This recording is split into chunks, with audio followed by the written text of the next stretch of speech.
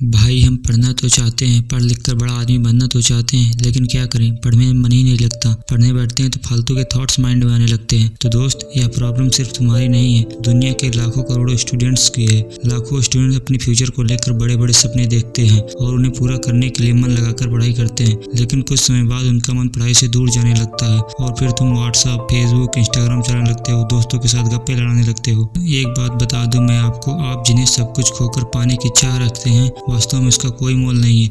10 साल बाद जब आप लोगों से मिलोगे तो लोग आपसे यही पूछेंगे आप कितना कमा लेते हैं, ये नहीं पूछेंगे कि आपके पास गर्लफ्रेंड है या नहीं है। समझो इन सब बातों को।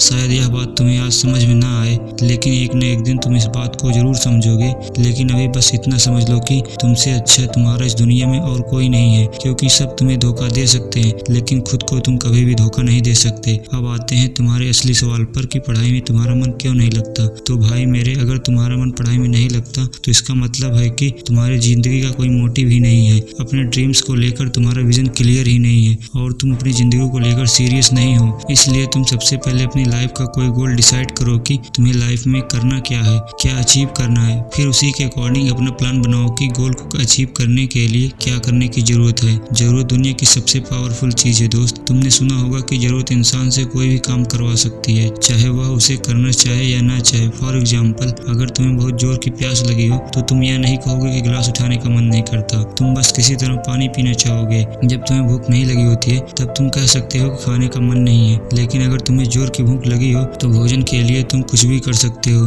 इसलिए आज भले ही पढ़ाई में तुम्हारा मन नहीं लग रहा, परंतु जब जरूरत पड़ेगी तो टॉयलेट भी साफ करोगे। क्यों, बुरा लगा ना? लेकिन अगर तुम ये नहीं चाहते कि तुम्हारी जरूरत तुम्हारी मजबूरी का कारण बने तो अभी खुद से ये 3 सवाल करो। पहला, तुम्हारे जीवन का लक्ष्य क्या है? दूसरा, तुम अपने लक्ष्य को क्यों हासिल करना चाहते हो? और तीसरा है, तुम्हारे लिए पढ़ना क्यों जरूरी है? और देखो कि तुम्हें क्या जवाब मिलता है। अगर तुम्हें जवाब मिलता है कि तुम्हारे लिए पढ़ना कोई जरूरी नहीं है तो फिर तुम्हें टाइम वेस्ट करने की कोई जरूरत नहीं। तुम बेहिचक पढ़ाई लिखाई छोड़कर अपने माँ बाप के टुकड़ों पर पल सकते हो। लेकिन अगर तुम्हें लगता है कि तुम्हें सच में पढ़ने की जरूरत है तो तुम्हारे लिए छोटी छोटी परेशानियां कोई मायने नहीं रखती दोस्त। फिर तुम्हारी आलस, नींद, भूख और प्यास सब गायब हो जाएगी और तुम्हारे अंदर पढ़ाई की भूख जग जाएगी। फिर तुम्हें पढ़ाई के आगे और कुछ भी दिखाई नहीं देगा। इसके बाद भी अगर तुम्हारा मन पढ़ाई से भागे तो तुम एक बार याद करना अपने जीवन के बुरे दिनों को, जब किसी ने तुम्हें छोटा समझकर तुम्हारी इंसल्ट की थी, जब पैसों की कमी की वजह से तुम्हें शर्मिंदगी का सामना करना पड़ा था, जब किसी ने तुम्हें निकम्मा और गरीब समझकर छोड़ दिया था। जरा एक बार कल्पना करना कि तुम्हारे माँ बाप तुम्हारी फीस भरने के लिए क्या क्या करते हैं।